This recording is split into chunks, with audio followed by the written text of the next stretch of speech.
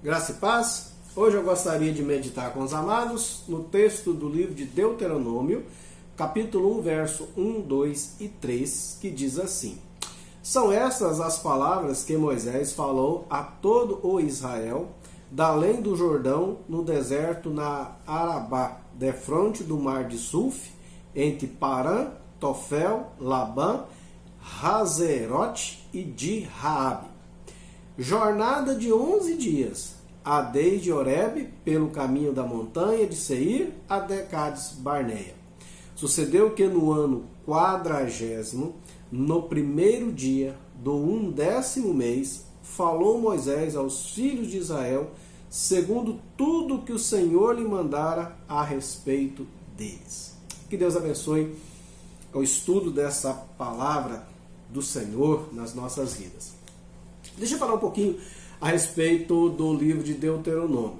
O livro de Deuteronômio faz parte de um conjunto de livros da Bíblia, claro, conhecido como Pentatêutico, ou 5 livros iniciais, ou 5 livros escritos por Moisés. Primeiro é Gênesis, Êxodo, Levítico, Números e Deuteronômio. O livro de Deuteronômio foi escrito no finalzinho, como nós vimos aqui, completando 40 anos que o povo havia saído do Egito, sobre a poderosa mão de Deus, relato esse registrado no livro de Êxodo, que é o livro da saída. E é incrível que eles demoraram 40 anos para percorrer, segundo o texto aqui, um caminho que demoraria apenas 11 dias. E daqui a pouco nós vamos trabalhar um pouquinho a respeito disso. Mas o importante aqui, Moisés estava ali no final da sua missão. Deus já havia alertado para ele, avisado para ele que ele não iria atravessar o Jordão, portanto levar o povo a tomar posse da terra tão sonhada, a terra prometida, a terra de Canaã, mas ele seria recolhido antes. Então, todo o livro de Moisés, de Deuteronômio, retrata esse período, o último discurso, as últimas instruções de Moisés para o povo de Deus que estava prestes a tomar posse da terra. Tá? E se você não conhece, não leu ainda o Pentatêutico, eu quero sugerir você a ler. São livros de uma dinâmica, de uma mensagem, palavra de Deus enriquecedora, que fala profundamente ao nosso coração. Tem muito para nos ensinar. Então vamos lá para a nossa primeira lição que eu gostaria de compartilhar com os amados neste momento. Uma jornada de 11 dias feita em 40 anos. Essa é a nossa primeira lição que eu quero compartilhar com os amados neste momento. Queridos, qual a razão de uma viagem de 11 dias demorar 40 anos? E eu gostaria de pensar com você a respeito dessa realidade. Por que isso? O povo de Deus havia passado, desde o momento que Jacó e seus filhos desceram para o Egito, aproximadamente 400 anos eles ficaram em um lugar separado no país chamado Egito. Lá no Egito, eles cresceram, multiplicaram, se tornaram numerosos, Só que, pelo fato de eles terem crescido, eles foram oprimidos e escravizados pelos egípcios, Tudo isso é um propósito de Deus, a gente pode trabalhar isso em outra ocasião. Mas em suma, eles ficaram então ali vários anos, e no final desses anos eles foram submetidos à escravidão. E eles clamaram ao Senhor e pediram socorro de Deus, e Deus então levantou Moisés para que viesse e libertasse o povo. Então nós conhecemos a história das 10 pragas que Deus mandou sobre o Egito, cada uma com uma finalidade. E essas pragas então destruiu o Egito e fez com que os egípcios, o faraó, o rei deles, soltasse, libertasse, desse carta de alforria ao povo. E esse povo então saiu. Mas, algo que nós precisamos aprender. Deus não se importa muito com a questão de tempo. Deus se importa que nós venhamos a aprender as lições que Ele tem para a nossa vida. E a maior lição que nós temos da parte de Deus, que nós temos que aprender, e talvez é o grande embate do ser humano ao longo da sua história, é aprender a confiar em Deus. Aprender a descansar no Senhor e acreditar nas palavras de Deus. Foi isso que aconteceu no Jardim do Éden, quando Deus criou Adão, criou Eva, montou ali aquele local todo maravilhoso e deu uma ordem para eles, e surgiu no coração deles, através da tentação, né, do inimigo, né, a dúvida de se deveriam ou não confiar em Deus. E não confiaram em Deus, desconfiaram de Deus, se rebelaram contra Deus e trouxe todo o pecado. De lá para cá, a grande luta que eu, você e todo ser humano, toda a humanidade tem, é aprender a confiar em Deus. Então Deus estava trabalhando no coração desse povo, né, que ele havia libertado. Esse povo sai do Egito extremamente feliz. Há relatos lá no livro de Êxodo, né, que ele sai cantando, uma festa maravilhosa. Mas logo de cara, né, começa o primeiro desafio da caminhada deles. Eles estão diante de um braço do Mar Vermelho e aí eles têm que aprender a confiar no Senhor. Deus mostra o poder dele abrindo o mar e eles atravessam em pés secos toda aquela região do Mar Vermelho, né, chegando do outro lado, salvos, perfeitos, né, e eles vão ficar felizes durante 3 dias. 3 dias eles estão felizes. Aí surge outra dificuldade e aí eles começam a murmurar, a reclamar e a questionar se Deus de fato era poderoso. Eles se esqueceram rapidamente do poder de Deus através das pragas que destruiu o Egito e trouxe liberdade para eles, do poder de Deus que abriu um mar, né, para eles atravessar. 3 dias depois eles já estavam questionando o poder de Deus, a presença de Deus, a sinceridade de Deus, a bondade de Deus, os projetos de Deus para a vida dele. Por isso que eu falei para você ler o Pentateuco, os 5 primeiros livros. É muito interessante nós lermos e aprendermos a palavra de Deus para a nossa vida. Muito bem, e essa dinâmica de desconfiar de Deus foi tomando forma. Deus então leva eles para uma determinada área deserta, perto de um monte chamado Monte Sinai, e ali propõe as suas leis, propõe uma aliança com o povo, e o povo aceita essa aliança de Deus ser o Deus deles e eles ser o povo de Deus, guardado, protegido para servir a Deus e abençoados com a presença de Deus. Então começa um relacionamento, né? E isso passou-se um tempo, aproximadamente 1 ano, né? Eles recebendo as leis de Deus, Deus providencia água, Deus providencia comida, Deus providencia tudo o que eles precisam. Mas imediatamente, quando eles estavam ainda no processo de receber ali a aliança, de fazer a aliança, o que acontece com esse povo? Eles se rebelam de novo, eles duvidam. Acho que Moisés tem 40 dias lá em cima desse monte, sei lá se esse homem está vivo, está morto, né? Apesar de sinais, né? O monte fumegava, raios, trovões, relâmpagos, buzina, um som, toda essa manifestação. Isso logo não serviu mais de alerta, de conforto, para segurança para aquele povo. E aquele povo novamente se rebela e vai fazer um episódio conhecido como a rebelião do bezerro de ouro, quando eles vão construir, fundir uma imagem, né, de um bezerro para adorá-lo e achar que aquele bezerro que eles acabaram mesmo fazendo que libertou eles. Tem todo um processo. Deus então trabalha o coração deles. Mas, dali a pouco, eles chegam de fato próximo à divisa da terra, para tomar posse da terra, enviam 12 homens para espiar a terra, para ver qual o melhor lugar para eles entrarem, e 10 daqueles 12 voltam e trazem um relato, né, pessimista, traz desânimo ao coração do povo, e o povo então se rebela, mas aí eles se rebelam mesmo, ali eles tentam apedrejar Moisés, Arão, irmão de Moisés.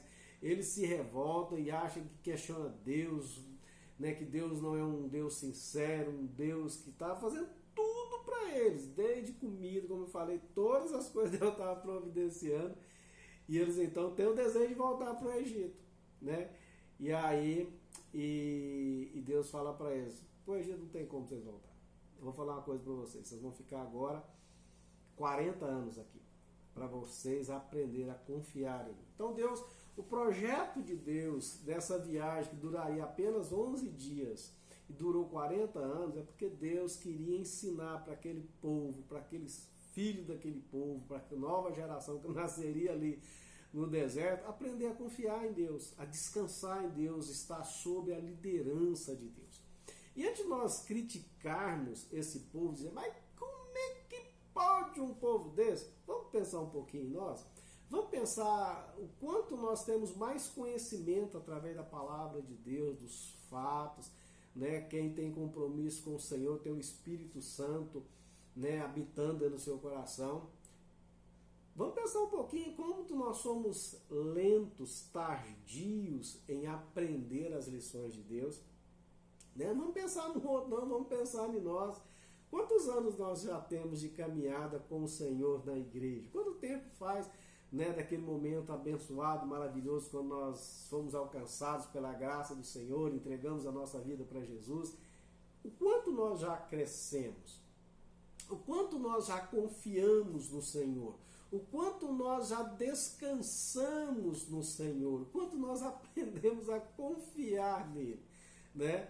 E é interessante, como nós falamos no início, o projeto de Deus é tirar essa incredulidade do nosso coração, essa incredulidade de confiar, de crer, de descansar, de se submeter, de sossegar como uma criança se aquieta nos braços de sua mãe. Esse é o projeto de Deus para a nossa vida, nós descansarmos, né? Como diz um texto que eu amo muito lá em 1 Pedro, né? Que fala que nós devemos lançar sobre Deus toda a nossa ansiedade, porque Ele está cuidando de nós. Mas quantas vezes nós somos tombados, tomados, assaltados pela o medo, o temor, a incredulidade, a angústia, como se Deus não estivesse conosco. Quantas vezes nós também desejamos voltar atrás? Quantas vezes nós também desejamos abandonar os caminhos do Senhor? Quantas vezes nós questionamos, como esse povo questionou no passado? Será que Deus está conosco? Será que Deus está me ouvindo? Será que todo mundo é abençoado, só eu que não? E fazemos vista grossa para as chuvas de bênção que Deus nos dá todos os dias. Queridos, nós temos que aprender com esse povo. Esse povo gastou 40 anos numa viagem que era para gastar 11 dias. E nós? Quanto tempo faz que nós estamos na escola de Deus? Já crescemos, já amadurecemos, já temos aprendido a confiar no Senhor hoje mais do que eu confiava no ano passado? Será que toda essa pandemia, essa inquietação que está ocorrendo no mundo tem me levado a confiar em Deus, saber eu tenho um Deus que é soberano, um Deus que está no controle de todas as coisas? Ou eu tenho me preocupado e me angustiado sobre o governo? É lógico que eu tenho que orar pelo governo, eu tenho que orar pelas autoridades, respeitar as autoridades, é dever do crente, mas a nossa confiança, o nosso socorro vem do Senhor, Criador dos céus e da terra. E a grande questão é, eu já aprendi isso, eu tenho andado descansado nos braços do Senhor. Então, nós não vamos passar, né, para a próxima fase do nosso crescimento enquanto nós não aprendemos a confiar em Deus. E é interessante que essa primeira geração de 20 anos para cima, né, dos que saíram do Egito, né, morreram todos, menos Josué e Caleb, só 2. Né, e depois de 19 anos abaixo, os que nasceram depois lá, durante esses 40 anos que eles ficaram no Egito, é que entraram, que é uma geração nova, que já aprendeu, já perdeu aquela mentalidade de escravo do Egito e passaram a confiar no Senhor. Então, primeira lição que eu gostaria que você pensasse na sua vida. Você tem confiado em Deus? Quanto tempo nós estamos aí pedalando e não sai do lugar? Nós temos que aprender a lição. Nós temos que crescer no quê? Na confiança, no descansar nos braços do Senhor. Tá bom?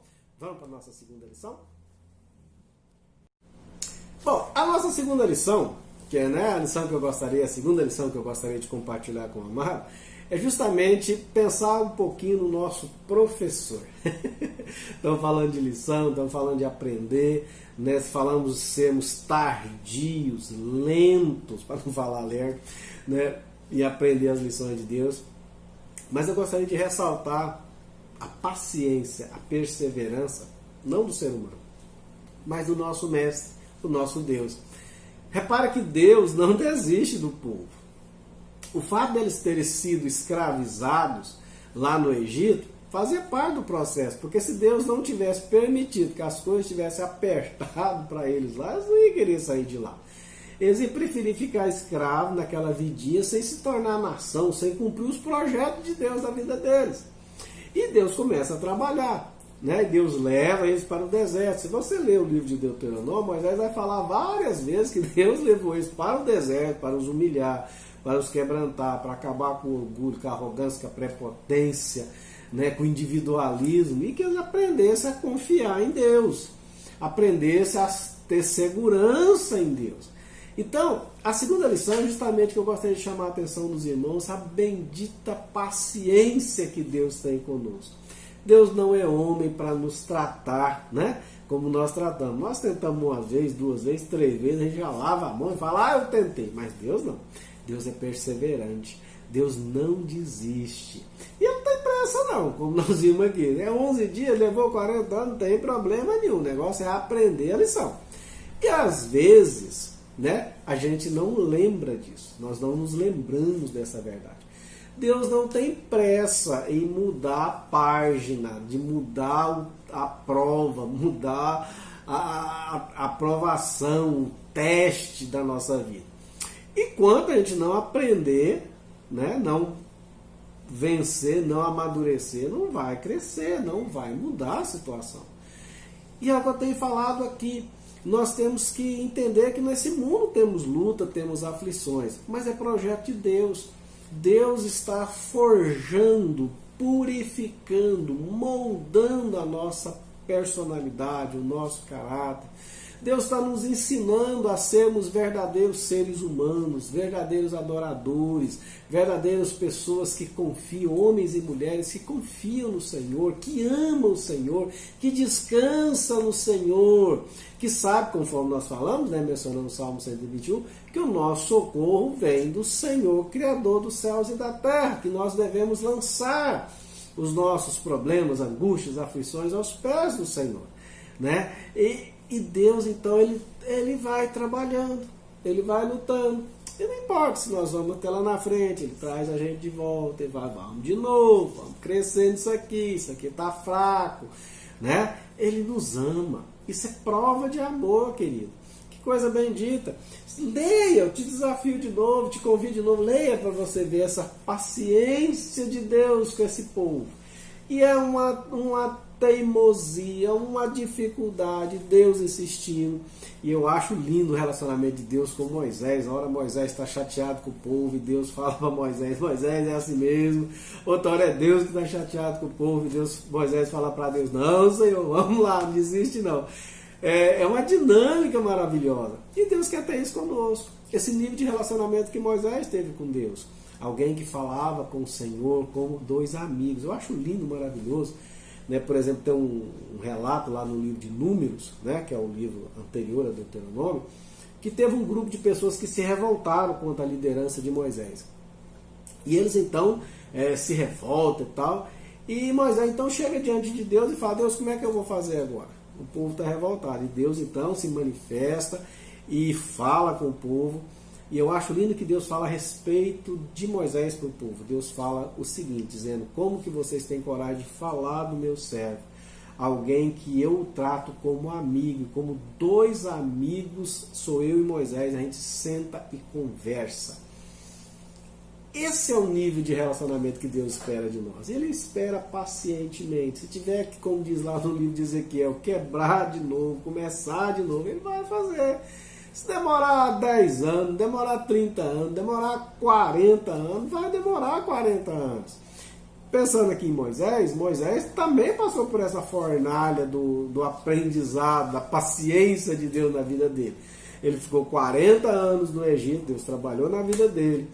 Depois Deus levou ele para o deserto, lá mais 40 anos. Com 80 anos ele começa a liderar o povo. Então, Deus não tem pressa. Ele quer ver, de fato, a sua obra concretizada na nossa vida. Que obra é essa, pastor? O seu povo aprender a confiar em Deus. O povo de Deus aprender a confiar no seu Deus. A descansar com segurança. Né? Esse é o projeto de Deus. E nós vemos isso dentro da igreja. Né? Quantas vezes nós somos tão impacientes, a gente quer que as coisas mudem, que as coisas aconteçam, mas só vai acontecer quando estiver maduro, segundo a compreensão de Deus, não a nossa. É no tempo de Deus que as coisas acontecem. Porque Ele é um Deus que sabe o que está fazendo. Ele é um Deus que trabalha na vida do seu povo. E muitas vezes a gente se inquieta, a gente se revolta, a gente murmura, a gente reclama, porque acha que Deus está demorando. Ele sabe o que está fazendo. Ele está trabalhando na nossa vida. E algo mais interessante, dentro desse trabalho de Deus, muitas vezes a gente fica olhando só para a gente, né? A gente está passando por uma luta e fica, Deus, por quê? Quando que vai passar essa prova? Tem até uns hinos aí que eu até não gosto, que chega e fala, hoje Deus está mandando falar que vai passar a sua prova. Isso aí não. Deus não está com pressa, não. Mas, é como eu estou dizendo, muitas vezes a gente fica muito focado em nós, mas quando Deus está trabalhando na nossa vida, Ele está trabalhando na vida de muitas pessoas ao nosso redor. E nós não temos condição de entender e compreender, de visualizar a extensão da obra de Deus na nossa vida e ao nosso redor. Deus não trabalhou só com Moisés. Deus trabalhou com milhares de pessoas que estavam no deserto, um por um. E outra coisa que eu acho lindo, né, no Pentateuco é como Deus fala de pessoas para Moisés e ele conhece o nome de cada um. Quando ele fala, olha, procura fulano, ó, procura lá, ele tem a filha, tem o filho, ele sabe o nome de todo mundo. Ele conhece seu povo. E ele está trabalhando na minha vida, na sua vida, na vida da igreja, na vida do seu povo. Para quê? Para que nós venhamos a aprender a confiar no Senhor, tá bom? Então nós vimos que muitas vezes uma viagem de 11 dias pode demorar 40 anos. Por quê? Porque nós precisamos aprender a lição. Segunda lição que nós vimos hoje é a paciência de Deus, a perseverança de Deus trabalhar nas nossas vidas. Mas eu quero trabalhar uma terceira lição também nesse momento. Uma terceira lição, e eu gostaria de falar agora, principalmente para você que está na liderança da igreja. Você que é liderança, seja de jovem, de adolescente, seja pastor, seja você que de alguma forma está na liderança. Mas também é para você que é crente, porque na segunda palavra do Senhor, todo crente, ele é um sacerdote. O sacerdote também é aquele que ensina o povo. Olha só o que eu acho interessante, versículo 3. Sucedeu que no ano 40º, no primeiro dia do 11º mês, falou Moisés aos filhos de Israel, segundo tudo o que o Senhor lhe mandara a respeito deles. A terceira lição que eu gostaria de pensar com você é a respeito da simplicidade e da objetividade que nós devemos proclamar a palavra de Deus para as pessoas que nos ouvem. Observe que o princípio é simples. Quando nós devemos ministrar o povo de Deus, quando Deus nos coloca para expor, é expor a palavra de Deus.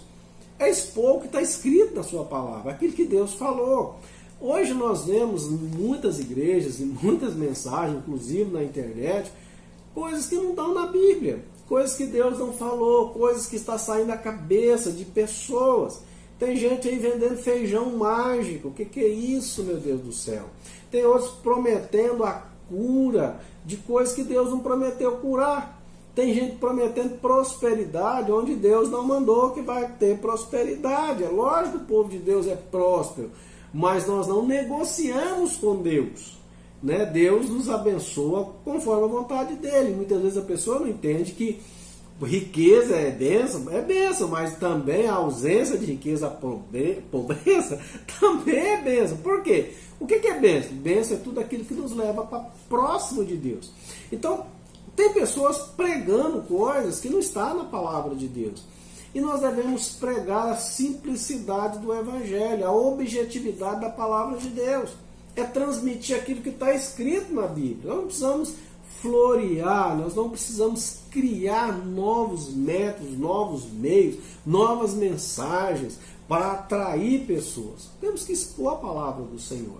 Esse é o princípio, pregar a palavra de Deus, expor a palavra de Deus conforme está aqui. A palavra de Deus, segundo ela mesma, ela é suficiente para nos corrigir, para nos exortar, para nos ensinar, para nos tornar perfeitos e perfeitamente habilitados para toda boa obra. Então, o que nós temos que ensinar? A palavra de Deus, né? Simplesmente a palavra do Senhor. Por isso também você, né, que vai à igreja, você tem que ter na mão a Bíblia. Eu sei que muitas pessoas usam o celular com a Bíblia, mas o ideal é você ter a Bíblia, um exemplar da palavra de Deus, para você acompanhar a mensagem que está sendo pregada. Por quê? Né? Muitas pessoas estão até deixando de trazer Bíblia para a igreja. Tem igrejas que projetam a mensagem no telão. Então não estou criticando. O estou criticando é o crente, estou chamando a atenção, é o crente que vai para a igreja sem a Bíblia. Mas por que tem isso a ver, pastor? Para ver de fato se aquilo que o pastor, se o pregador, se o portador da mensagem daquela noite, daquele momento, de fato está falando de acordo com a palavra de Deus.